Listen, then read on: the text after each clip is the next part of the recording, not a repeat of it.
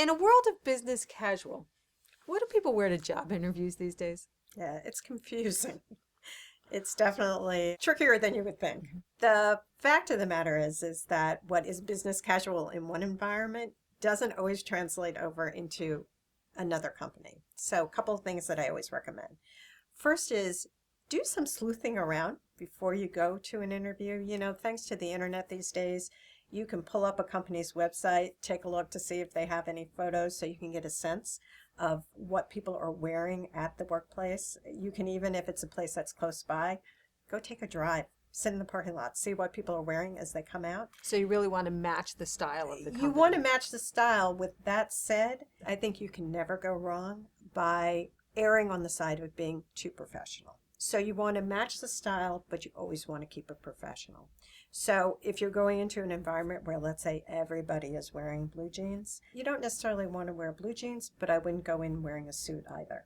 You want to find something, maybe a pair of khakis. You want something that is neat, clean, and that looks professional, but that is in keeping with the feel of the workplace. And then, keep in mind that in certain environments, banks, law firms, places like that, business casual is still pretty buttoned up. I always say in those type of environments, you can never go wrong by wearing a conservative looking pantsuit, I think, if you're a woman, and a suit if you're a man. Rule of thumb, stick with the culture that you're interviewing at.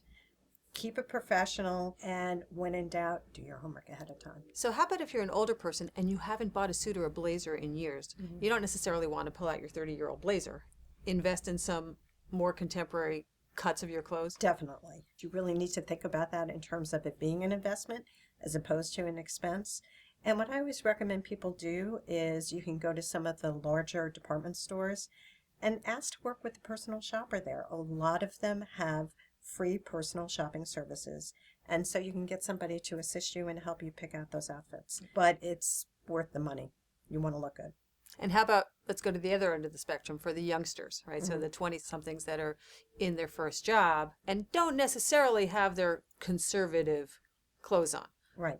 How far should they go on the spectrum? Because again, to your point of you can never fail by looking professional. Right.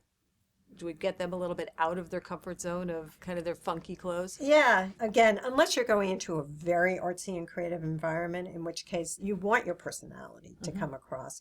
But pretty much any other type of workplace, you're better off erring on the side of being more conservative and more professional. People understand that you're coming in for an interview, and so they realize that you probably are more dressed up than you're going to be when hopefully you get hired. So again, if they have any doubts, introduce them to the personal shopper. It's well worth the time and money to do that. Great advice. Thank you, Nancy Colomer. You're welcome.